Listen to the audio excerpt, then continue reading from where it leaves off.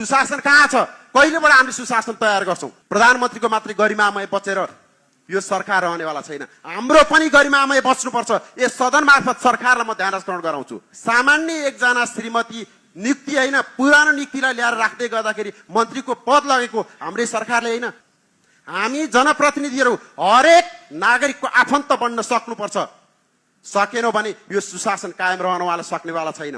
Father of the public health सुन्दा राम्रो सुनिएला, यो राम्रो शब्द होइन सभामुख महोदय। यो शब्द भनेको हैजा हो, फेरि पनि महामारी फैलिँदैछ।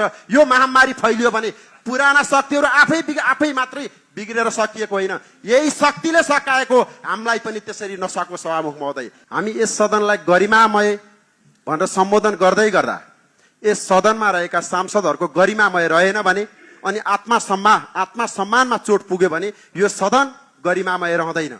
हामी डेमोक्रेसीमा विश्वास गर्ने जनप्रतिनिधिहरू हौं। आज केही दिन सरकार चलेको, केही दिन त त्यही अनुसारले चल्दैछ भन्ने कल्पना गरेका थियौं। केही समय बित्दै जाँदा फेरि पनि ब्युरोक्रेसीहरू चलबलाएको हामीले देखेका छौं।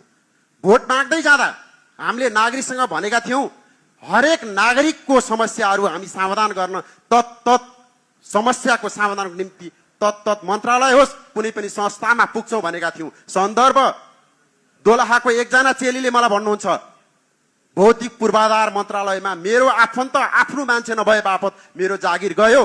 मैले सोध्न बुझ्न गएँ, सचिवलाई भेटेँ।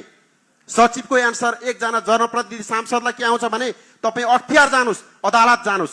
अख्तियार र अदालत जानको लागि मलाई सचिवले सिकाउनु पर्दैन। सन्दर्भ अर्को त्यस्तै सन्दर्भ छ। कर्णालीको महामन्त्रीले अख्तियारलाई फोन गर्नुहुन्छ, यो 10औं वर्षदेखि अड्किरहेको फाइल छ, त्यो फाइल हेरिदिनु पर्यो भनेर एउटा कर्मचारीलाई उहाँले अनुरोध गर्दै गर्दा सकेको गर्नुस्, तपाईको फाइल 10 वर्षसम्म पल्टाइँदैन भनेर आज त्यो शब्द दिइन्छ। फेरि के ब्युरोक्रेसी सल्बलाएको हो? सल्बलाएको हो भने मैले उहाँहरूलाई एउटा संज्ञा दिएको छु, father of the public health. सुन्दा राम्रो सुनिएला, यो राम्रो शब्द होइन सभामुख महोदय। यो शब्द भनेको हैजा हो, फेरि पनि महामारी फैलिँदैछ। यो महामारी फैलियो भने पुराना शक्तिहरू आफै मात्रै बिग्रेर सकिएको होइन, यही शक्तिले सकाएको। हामीलाई पनि त्यसरी नसक्यो सभामुख महोदय। म ध्यान आकर्षण गराउँछु यस सरकारलाई, प्रधानमन्त्रीको मात्रै गरिमामय बचेर यो सरकार रहनेवाला छैन। हाम्रो पनि गरिमामय बच्नुपर्छ। यस सदन मार्फत सरकारलाई म ध्यान आकर्षण गराउँछु। आज सांसदको भूमिका यहाँ आएर ढ्याप्ढ्याप पार्ने मात्रै हो, त्यतिमा हामी सन्तोष हुने छैनौँ र नागरिक पनि सन्तोष हुनेवाला छैनन्। त्यसकारणले सभामुख महोदय मैले दोहोऱ्याएको छु फेरि पनि, सामान्य एकजना श्रीमती नियुक्ति होइन, पुरानो नियुक्तिलाई ल्याएर राख्दै गर्दाखेरि मन्त्रीको पद लगेको हाम्रै सरकारले होइन, सुशासन कायम गर्न खोजेको होइन। तर त्यही मन्त्रालयमा आफन्त भए मार्फत सहसचिवको श्रीमतीले जागिर खानुहुन्छ र अर्को एकजना कोही नभए बापत अर्को एकजनाको जागिर जान्छ भने सुशासन कहाँ छ? कहिलेबाट हामीले सुशासन तयार गर्छौं? हामी जनप्रतिनिधिहरू हरेक नागरिकको आफन्त बन्न सक्नुपर्छ। सकेनौ भने यो सुशासन कायम रहनवाला सक्नेवाला छैन।